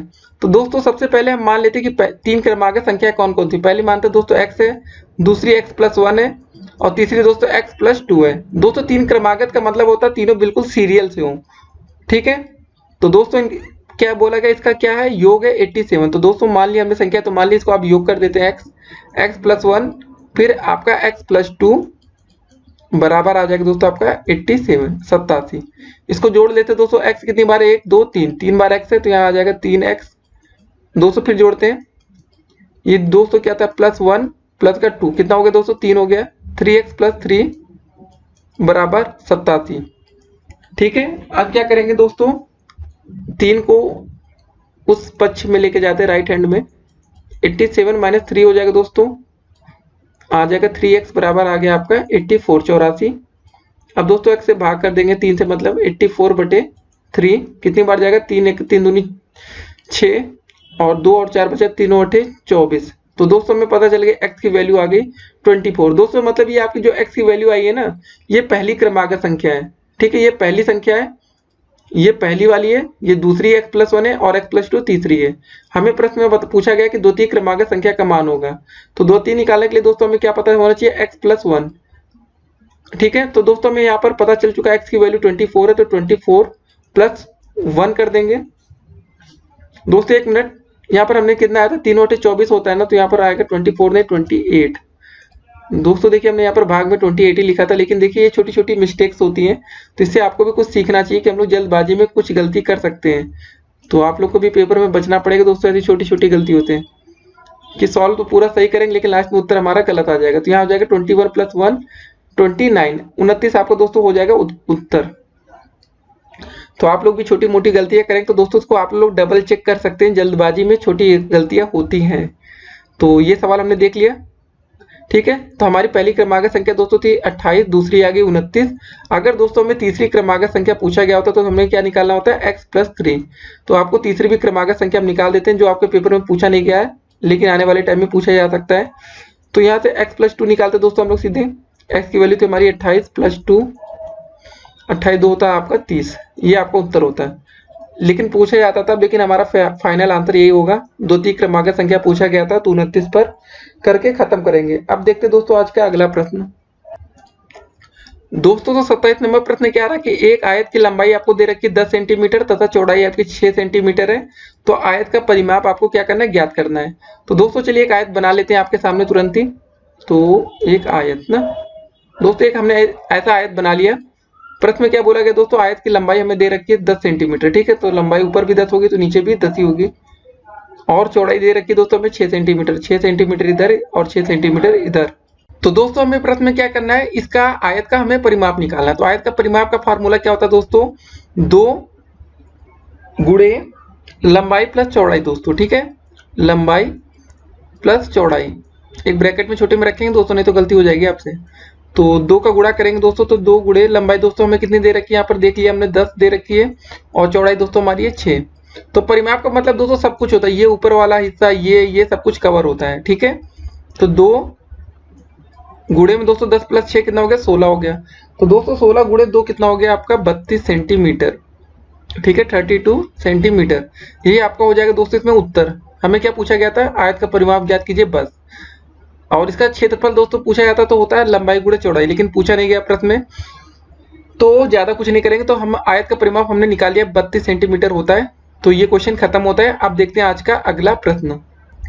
दोस्तों तो आपका 28 नंबर प्रश्न क्या रहा कि एक बर्तन में 7800 घन सेंटीमीटर पानी है, तो बर्तन में कितने लीटर कुल पानी है, ये बताना है आपको। तो दोस्तों आपको सबसे पहले पता होना चाहिए कि 1 लीटर में कितने घन सेंटीमीटर होते हैं। तो 1 लीटर बराबर आपका होता है दोस्तों 1000 घन सेंटीमीटर, ठीक है। 1 लीटर बराबर आपका दोस्तों होता है 1000 घन सेंटीमीटर। तो दोस्तों आपका क्या हो जाएगा, 1000 घन सेंटीमीटर बराबर कितना हो जाएगा दोस्तों, ठीक है, उल्टा लिख रहे हैं इस बार। 1000 घन सेंटीमीटर बराबर दोस्तों हम लिख सकते हैं 1 लीटर के, है ना। तो दोस्तों अगर हम पूछा जाए, बात करें यहाँ पर कि 1 घन सेंटीमीटर बराबर क्या होगा, 1 घन सेंटीमीटर बराबर हो जाएगा आपका 1/1000 लीटर। दोस्तों बात हो रही 1 घन सेंटीमीटर की, ठीक है। इतना लीटर हो गया। अब लेकिन प्रश्न में पूछा गया था कि 7800 घन सेंटीमीटर को हमें लीटर में बदलना है। तो दोस्तों यहाँ पर अगर हम 7800 करेंगे 7800, ठीक है दोस्तों, तो घन सेंटीमीटर बराबर क्या हो जाएगा, घन सेंटीमीटर पानी जो भी है, क्या दोस्तों यहाँ पर पानी है ना, पानी है ना, तो इतना पानी बराबर हो जाएगा आपका, बस इसको सिंपल सा दोस्तों इसमें गुणा कर देना और कुछ नहीं करना है। तो ऐसे लिख सकते हैं दोस्तों 1/1000 गुणे में 7800, ठीक है। बस 2 जीरो से यहाँ 2 जीरो कट गया, ऊपर बचा दोस्तों आपका 78 और नीचे बचेगा दोस्तों आपका 10। बस दोस्तों इसको भाग कर लेंगे तो कितना आ जाएगा 7.8 लीटर, ठीक है। ये आपको उत्तर हो जाएगा, इतना ही करना था आपको। यहाँ पर भी ऐसे लिख सकते हैं LIT, LIT का मतलब भी होता है दोस्तों लीटर, या हिंदी में लिख सकते हैं। तो थोड़ा बहुत आप लोग अंग्रेजी भी लिखना सीखिए। तो दोस्तों यहाँ इस प्रश्न को इतना ही करना था, कुछ नहीं था। लेकिन देखिए क्वेश्चन में कैसे समझना था, बर्तन में कितने लीटर पानी है आपको ये बताना है, लेकिन आपको ये नहीं पता है दोस्तों कि 1 लीटर में कितने घन सेंटीमीटर है, तो आपको दिक्कत हो जाएगी। अगर आपको ये पता होगा दोस्तों कि 1 लीटर में होता है 1000 घन सेंटीमीटर, तो आपको पता चल गया कि 1000 घन सेंटीमीटर बराबर है आपका 1 लीटर के, तो आपका 1 घन सेंटीमीटर बराबर होगा आपका 1/1000 लीटर के। तो दोस्तों आपका 7800 घन सेंटीमीटर का मतलब होगा, इसको 7800 से गुणा कर देंगे, जो आएगा वही उत्तर हो जाएगा दोस्तों। तो हमारा उत्तर आ रहा है 7.8 लीटर। कितना आ रहा है, 7.8 लीटर, ये आपका उत्तर आ रहा है। तो ये भी दोस्तों प्रश्न आपके 2019 में पेपर में पूछा जा चुका है। तो आपका क्वेश्चन कैसे पूछे जा रहे हैं ये भी आपको पता होना चाहिए, तभी आप लोग अच्छे नंबर ला पाएंगे। अब देखेंगे आज का अगला प्रश्न दोस्तों। तो 29 नंबर प्रश्न क्या रहा आपका कि सर्व समीकरण का प्रयोग करके 51 स्क्वायर का मान ज्ञात कीजिए। तो दोस्तों कैसे सर्व समीकरण का प्रयोग करते हैं, आइए देखते हैं। हमें निकालना है 51 स्क्वायर की वैल्यू क्या होगी। तो सबसे पहले दोस्तों हम इसको ऐसे लिख सकते हैं ना, 50 प्लस 1 का होल स्क्वायर, ठीक है दोस्तों। इसको सॉल्व कर लेते हैं, बस ये इसका उत्तर आ जाएगा। 50 के स्क्वायर दोस्तों सबसे पहले ए स्क्वायर होता है, फार्मूला में रखते हैं ए स्क्वायर प्लस का दोस्तों बी स्क्वायर, 1 का स्क्वायर प्लस का 2 इंटू ए इंटू बी होता है। 2 ए की वैल्यू दोस्तों है आपकी 50 और बी की वैल्यू 1, तो क्या हो जाएगा 50 के स्क्वायर दोस्तों होता है 2500, 5 के स्क्वायर 25 और 001 प्लस दोस्तों 50 गुणे 2 कितना होता है दोस्तों 100। जोड़ लेते हैं दोस्तों, कितना हो जाएगा 2501 हो जाएगा, पहले इसको जोड़ते हैं, फिर आएगा दोस्तों आपका 100, अब फिर जोड़ते हैं दोस्तों, कितना आ जाएगा 2601। तो दोस्तों यही आपका हो जाएगा उत्तर। सर्व समीकरण का हमने प्रयोग करके इसको हल कर दिया है। तो ये दोस्तों आपका उत्तर हो गया 2601। अब देखते हैं दोस्तों आज का अगला प्रश्न दोस्तों। तो 30 नंबर प्रश्न क्या रहा आपका कि 2x + 1 बराबर 2x + 2 बराबर सर्व समीकरण है अथवा नहीं, ये आपको बताना है। तो दोस्तों चलिए हम लोग एक बार वैल्यू रख के देखते हैं कि सर्व समीकरण होने के लिए दायां पक्ष और बायां पक्ष बराबर होना चाहिए। x बराबर दोस्तों अगर हम 1 रखते हैं तो पहले में क्या होगा दोस्तों, क्या होगा 2, यहाँ पर दोस्तों x ये 1 लिखेंगे, 1 + 1 दोस्तों आपका दायां पक्ष क्या है 2 इंटू एक्स है ना, 2 गुणे 1 प्लस का 2 दोस्तों क्या हो जाएगा अंदर 2, वो 1 1 जोड़ देंगे 2 होगा दोस्तों, 2 गुणे 2 हो गया यहाँ पर, ये हो गया दोस्तों 2 + 2 दोस्तों 2 गुणे 2 करेंगे 4 आएगा और 2 + 2 4 आ गया। मतलब आपका बायां पक्ष ये इसको बोलते हैं LHS, लेफ्ट हैंड साइड बराबर RHS। R अगर दोस्तों इस बार चलिए x बराबर 1 रख कर देख लिया, अब चलिए x बराबर 2 रख के भी देख लेते हैं कि यार इसमें भी सही होता है कि नहीं होता है। 2x + 1 है, पहले यहाँ पर आपका क्वेश्चन लिख लेते हैं, 2x + 1 बराबर 2x + 2, ठीक है। इसमें वैल्यू रखनी है, x बराबर 2 रखेंगे दोस्तों सबसे पहले, तो x की जगह यहाँ पर 2 रखेंगे, यहाँ पर भी 2 रखेंगे, तो 2 फिर 2 + 1 हो जाएगा दोस्तों यहाँ पर, और यहाँ पर दोस्तों क्या होगा 2 गुणे x बराबर में 2 रखना है प्लस का 2 दोस्तों जोड़ लेते हैं, 2 आ जाएगा दोस्तों, 2 1 3 हो गया दोस्तों, यहाँ जोड़ने पर आ गया, और दोस्तों 2 गुणे 2 कितना हो गया 4 और प्लस का 2, ठीक है दोस्तों। यहाँ 2 और 3 लिखा है ना, 2 गुणे 3 लिखा है, तो 3 दूनी 6 और 4 2 6। तो दोस्तों हमने फिर से देखा कि दाएं पक्ष और बायां पक्ष बराबर आ रहा है, LHS बराबर हो रहा है दोस्तों आपका RHS। तो दोस्तों अब इसको हम लोग क्या बोलेंगे, सर्व समीकरण है या नहीं। जी हाँ दोस्तों बिल्कुल, अगर दोनों बार पक्ष आपके बराबर आ रहे हैं तो ये आपके एक सर्व समीकरण है। तो इसका आंसर होगा हाँ भाई, जी हाँ ये सर्व समीकरण, इसको उत्तर कर देंगे खत्म, ठीक है। अब देखते हैं दोस्तों आज का अगला प्रश्न। तो 30 नंबर प्रश्न समझ में आ गया होगा आपके। अगर कभी भी ऐसा प्रश्न पूछा जाए सर्व समीकरण है कि नहीं, तो आप x की वैल्यू पुट करके भी सॉल्व कर सकते हैं। अब देखते हैं आज का अगला प्रश्न दोस्तों। तो 31 नंबर प्रश्न क्या रहा आपका कि x - 4 x + 7 का गुणनफल ज्ञात करें। दोस्तों गुणनफल का मतलब क्या होता है, सिंपल सा गुणा ही ज्ञात करना है ना आपको, क्या x - 4 अच्छा तो लिखते हैं x - 4 और दोस्तों क्या आपका x प्लस का 7, सिंपल सा गुणा कर लेंगे, जो आएगा ये उत्तर हो जाएगा। दोस्तों अगर x का गुणा पहले x से करेंगे तो क्या हो जाएगा, x का स्क्वायर माइनस x का गुणा 4 से करेंगे तो हो जाएगा माइनस का 4x, प्लस का दोस्तों 7 का गुणा x से करेंगे तो 7 इंटू x आ जाएगा, प्लस का दोस्तों क्या होगा 7 गुणे 4, मतलब यहाँ माइनस हो जाएगा 7 चौके 28, ठीक है, क्योंकि माइनस का 4 है ना। सॉल्व कर लेते दोस्तों, क्या हो जाएगा एक्स स्क्वायर आ जाएगा। ये दोस्तों क्या हो गया, 7x से 4x कटेगा तो क्या बचेगा, 3x बचेगा प्लस का माइनस का 28। तो दोस्तों बस यही आपका उत्तर हो गया, इतना ही आपको करना था, गुणनखंड करना था, गुणा करना था, ठीक है ना। अब चलिए दोस्तों देखते हैं आज का अगला प्रश्न। दोस्तों तो एक इक्वेशन लिया हमने, इसको आपको हल करना है, ठीक है। x प्लस 1 बराबर 2 को हल कीजिए। आपको देखने में तो बहुत आसान लग रहा होगा, x प्लस 1 बराबर 2 हल कर दीजिए। तो दोस्तों आसान क्वेश्चन भी हमने ले रखा है कि x बराबर क्या हो जाएगा दोस्तों, यहाँ सिंपल था 2 माइनस 1, तो x बराबर हो जाएगा 1। जी हाँ दोस्तों, हमने आसान प्रश्न इसलिए ले रखा है कि आपके अच्छे नंबर भी आने चाहिए। तो टोटल क्वेश्चन आप लोग दोस्तों काउंट कर रहे होंगे कि आप हर प्रश्न के सही उत्तर के 1 नंबर दे रहे होंगे। तो आप देखते हैं आज का अगला प्रश्न। दोस्तों तो 33 नंबर प्रश्न क्या रहा आपका कि एक घन की कोण 14 सेंटीमीटर है, तो उसका आयतन हमें ज्ञात करना है। तो दोस्तों हमें घन का आयतन निकालने के लिए घन का आयतन का फार्मूला होता है भुजा का क्यूब, ठीक है। ऐसे लिख सकते हैं घन का आयतन, घन का आयतन आयतन बराबर दोस्तों ऐसे लिख सकते हैं a का क्यूब। तो बस हो गया, सॉल्व खत्म दोस्तों। हमें एक घन का कोण दे रखा है दोस्तों, क्या दे रखा है 14, तो 14 का हमें क्या करना है, क्यूब करना है। तो बस 14 गुणे 14 गुणे 14, जिन बच्चों को याद होगा दोस्तों वो तो बहुत अच्छी बात है, और जिन बच्चों को नहीं याद है 14 का क्यूब क्या होता है वो सिंपल सा गुणा करेंगे। 14 गुणे 14 होता है 196, और गुणे फिर से 14 कर देंगे दोस्तों, कितना आ जाएगा 2744, ठीक है, घन सेंटीमीटर। तो दोस्तों हमें याद था वैसे, लेकिन हमने सोचा कि आपको एक एक स्टेप करके दिखा दिया जाए, तो आप लोग भी याद करके रखिएगा दोस्तों। अब देखेंगे आज का अगला प्रश्न। देखिए ऐसे क्वेश्चन आते हैं पेपर में, काफी आसान रहते हैं, लेकिन आप लोग कर सकते हैं। घन की कोण पूछे दिया रहेगा दोस्तों, मतलब जैसे क्वेश्चन में आपको घन का कोण दे देगा और बोलेगा उसका आयतन ज्ञात करो, तो हमें आयतन ज्ञात करने का फार्मूला पता होना चाहिए कि घन का आयतन होता है भुजा का क्यूब a का क्यूब, बस वैल्यू रख देंगे, क्वेश्चन खत्म। अब देखते हैं आज का अगला प्रश्न।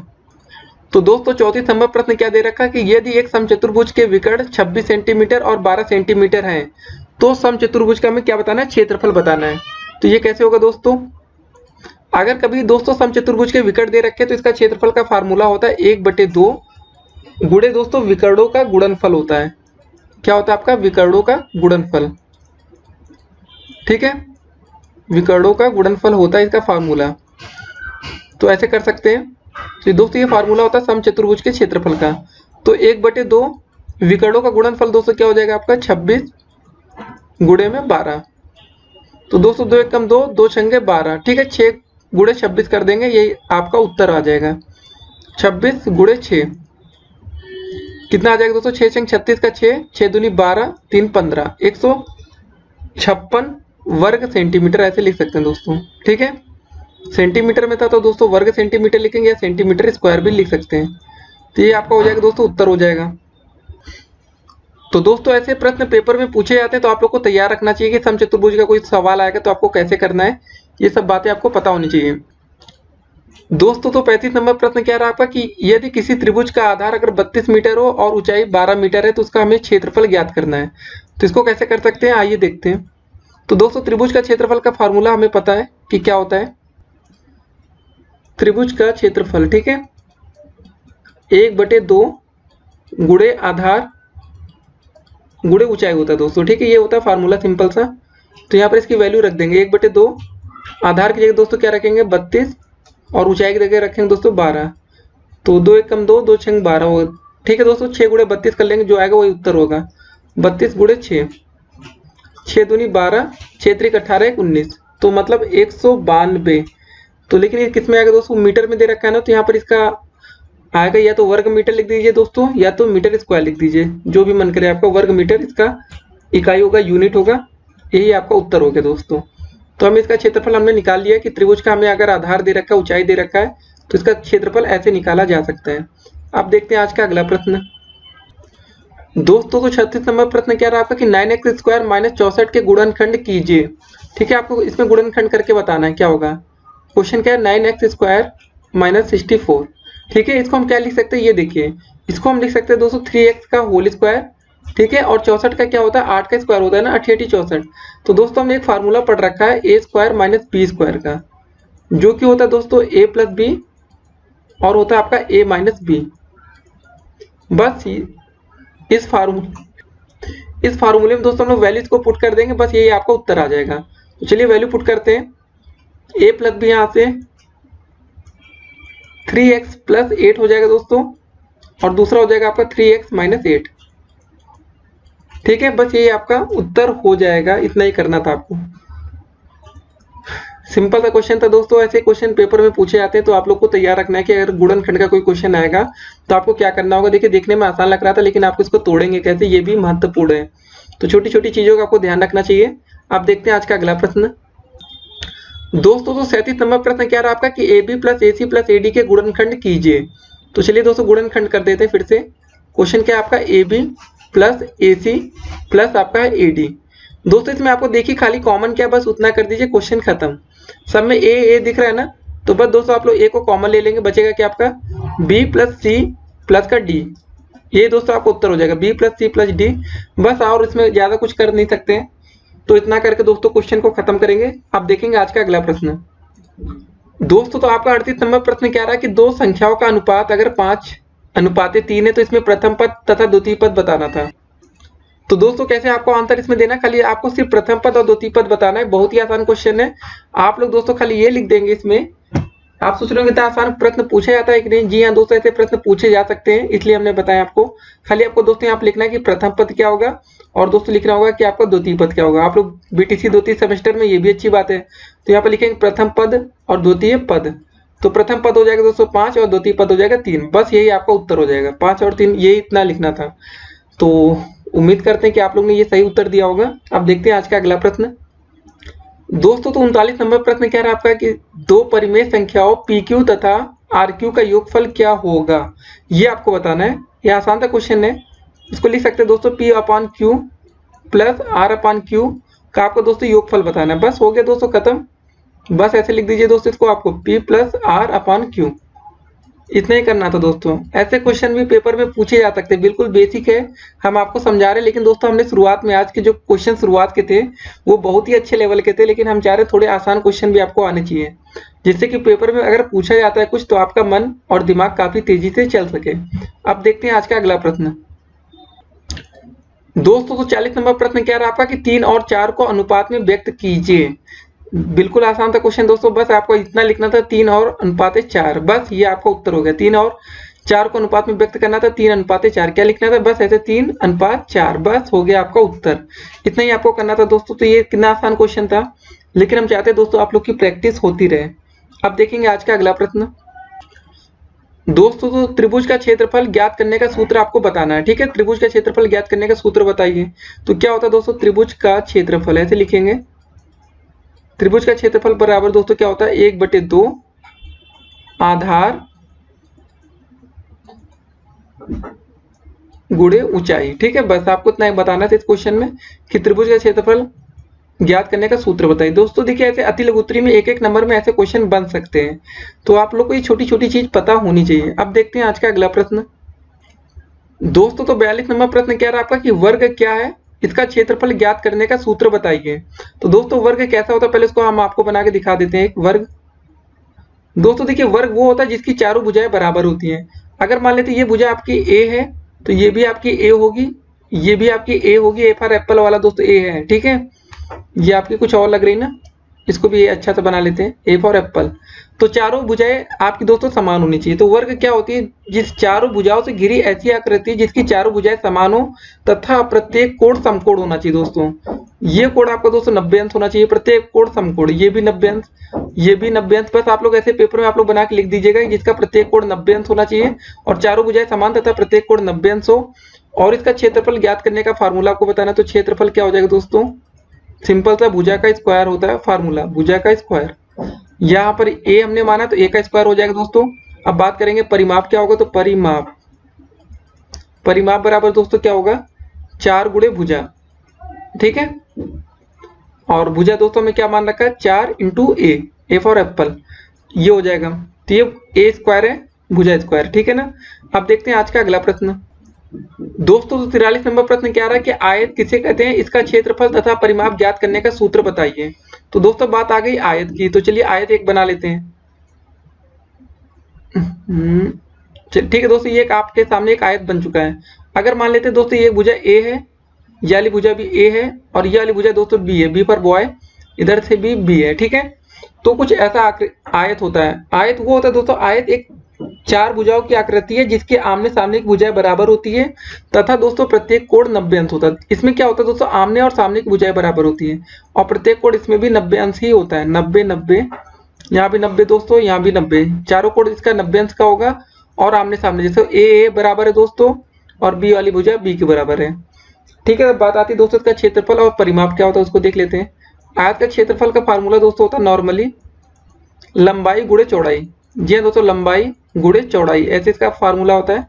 इसका क्षेत्रफल निकालना है। अगर दोस्तों इसका परिमाप पूछ लिया जाता है उसको भी जान लीजिए आप लोग। परिमाप बराबर क्या होता है आयत का, जैसे वर्ग का होता था 4 गुणे भुजा, तो दोस्तों इसका होता है 2 ब्रैकेट के अंदर होगा दोस्तों लंबाई प्लस का चौड़ाई। जी हाँ दोस्तों, बस इतना करना है आपको। आयत का आपका परिमाप पता चल चुका है, ये है, और दोस्तों आपका आयत का क्षेत्रफल भी पता चल चुका है, लंबाई गुणे चौड़ाई। तो इतना चीजें होती है आयत के बारे में, इतनी चीजें आपको पता होनी चाहिए। अब देखते हैं आज का अगला प्रश्न। दोस्तों तो 44 नंबर प्रश्न क्या रहा है कि प्राकृतिक संख्या क्या है। तो दोस्तों बस सिंपल से ये समझ लीजिए, गिनने के लिए प्रयुक्त होने वाली संख्याएं प्राकृतिक संख्या होती हैं और इनकी शुरुआत होती है 1 2 3 4 5, ठीक है, आगे अप टू 100 बढ़ते चली जाती है।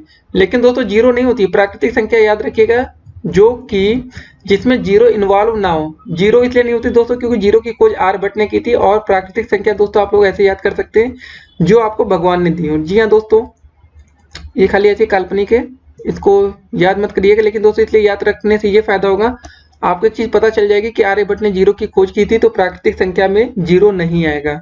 बस इतना याद रखना दोस्तों। तो प्राकृतिक संख्या में जीरो को आपको नहीं लिखना है, 1 2 3 4 5 से स्टार्ट करेंगे, ठीक है। अब देखते हैं आज का अगला प्रश्न। दोस्तों तो 45 नंबर प्रश्न हमने क्या लिया कि सबसे छोटी प्राकृतिक संख्या क्या है। तो दोस्तों आप लोग का कंफ्यूजन दूर करने के लिए हमने ये प्रश्न लिया है, तो इसका उत्तर क्या होगा आप लोग बताइए। जी हाँ दोस्तों, इसका उत्तर हो जाएगा 1। सबसे छोटी प्राकृतिक संख्या होती है आपकी 1।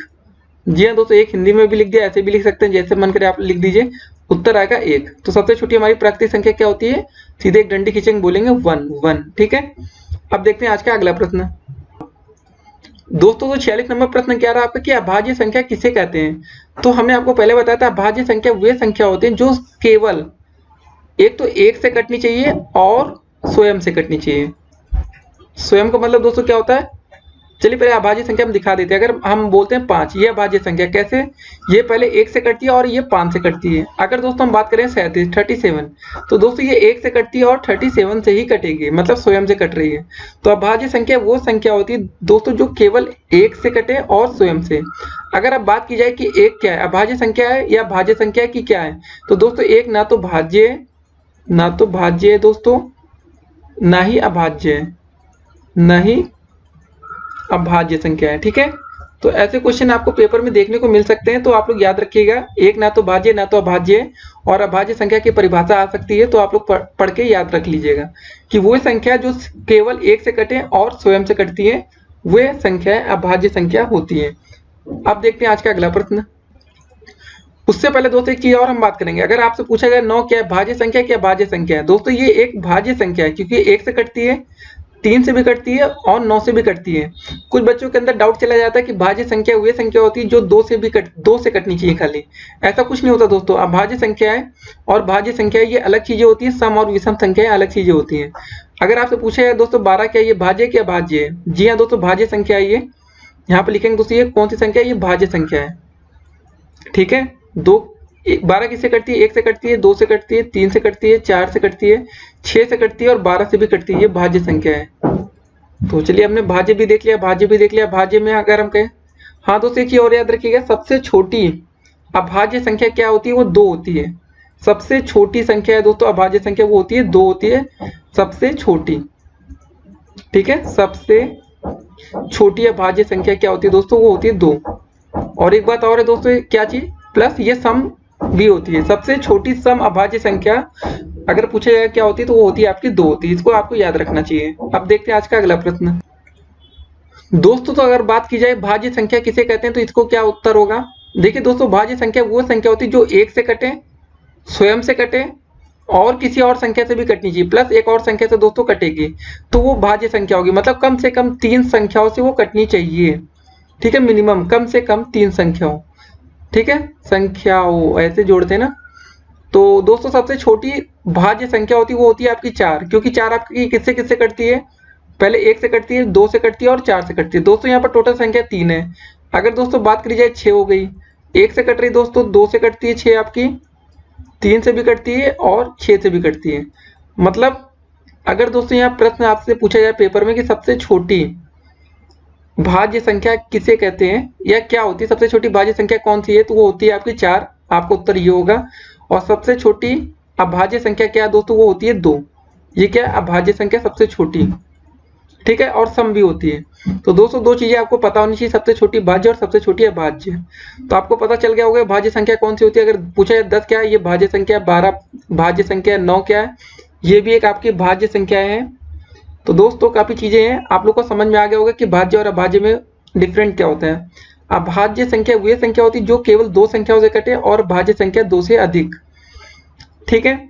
अगर आपका पूछा है दोस्तों 10 क्या है, ये भाज्य संख्या किससे, क्यों, 1 से कट रहा है, 2 से कट रहा है, 5 से और 10 से, तो टोटल 4 संख्याओं से कट रही है। अब चलिए दोस्तों बात करते हैं, आज का अगला प्रश्न देखेंगे दोस्तों। तो 48 नंबर प्रश्न क्या रहा आपका कि संख्या पद्धति किसे कहते हैं। तो दोस्तों संख्या पद्धति को अंग्रेजी में क्या बोलते हैं पता है, नंबर सिस्टम।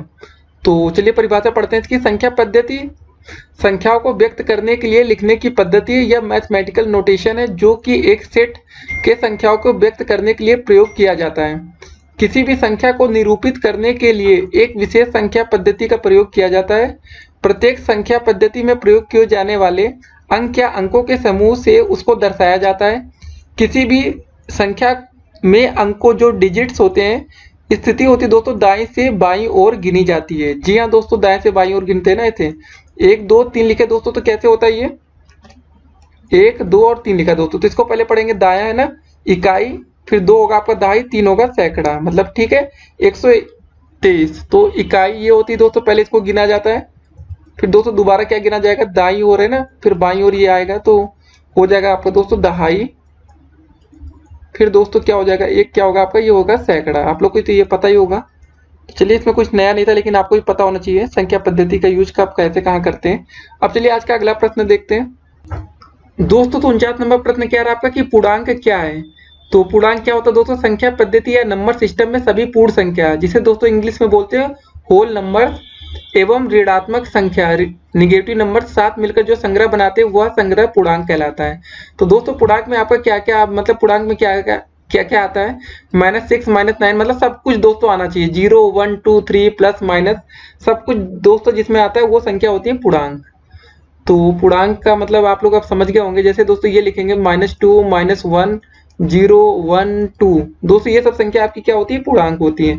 जिसमें देखिए प्लस की भी संख्या प्राकृतिक संख्या दोस्तों खाली 1 2, और दोस्तों अगर 0 ले लेते तो ये आपकी हो जाती है होल नंबर्स, ठीक है, पूर्ण संख्या, और माइनस भी ले लिया दोस्तों, सब कुछ ले लिया, तो आपका ये बन गया पूर्णांक। तो दोस्तों आप लोग को समझ में आ गया होगा कि पूर्णांक आखिर क्या होता है। तो पूर्णांक में दोस्तों ये सब खाली रहता है जिसमें दोस्तों आप लोगों की पूर्ण संख्याएं तथा ऋणात्मक संख्याएं मिल जाती हैं, वहां पर होता है आपका एक संख्या, मतलब बनता है आपका एक पूर्णांक बनता है। तो बस इतना आपको समझना था। अब चलिए देखते हैं आज का अंतिम प्रश्न 50 नंबर दोस्तों। तो 50 नंबर प्रश्न क्या रहा है आपका कि गुणन का तत्सम अवयव किसे कहते हैं, ठीक है, अवयव। तो गुणन का तत्सम अवयव दोस्तों किसको बोलते हैं, तो इसका आंसर हो जाएगा दोस्तों 1, ठीक है, 1 को गुणन का तत्सम अवयव कहते हैं, गुणन का तत्सम अवयव कहते हैं, ठीक है, अवयव कहते हैं। तो दोस्तों आज आप लोग ने भी काफी में लिखा होगा, हमने भी आज काफी मेहनत की है। तो दोस्तों आज के 50 प्रश्न ये रहे। अगर आपने इन सभी 50 प्रश्नों को अच्छे से पढ़ लिया तो आप लोग का जो बीटीसी सेकंड सेमेस्टर मैथ के अति लघु उत्तरीय के प्रश्न होने वाले हैं, इसमें से कोई भी आपका प्रश्न नहीं छूटेगा। थोड़े से खाली क्वेश्चन में दोस्तों चेंजेस क्या होंगे, जहां पर 1 लिखा होगा वहां 2 लिख जाएगा, 2 की जगह 4 लिख जाएगा, बस थोड़ी चीजें बदलती रहेंगी। तो बस उसी चीज को आपको ध्यान में रखना है। तो आज अगर आपने इन 50 प्रश्नों पर अच्छी मेहनत की तो आपके अच्छे नंबर आने वाले हैं और आप लोग पूरे अति लघुत्तरी के दोस्तों 100% सही अंक ला सकते हैं। और भी दोस्तों अगर कुछ अपडेट्स करने होंगे क्वेश्चंस तो हम आपके लिए नए क्वेश्चंस और भी जोड़ेंगे इसमें। फिलहाल दोस्तों 50 क्वेश्चन पर आप लोग अच्छी प्रैक्टिस करिए, तैयारी करते रहिए। अगली वीडियो में फिर मिलेंगे हम लोग बहुत ही जल्द, तो आप लोग तैयारी दोस्तों करते रहिए। और एक ही और दोस्तों, अगर चैनल पर नए हो तो चैनल को सब्सक्राइब करना ना भूलिए। ठीक है, फिर मिलेंगे अगली वीडियो में, तब तक के लिए गुड लक और पढ़ते रहिए।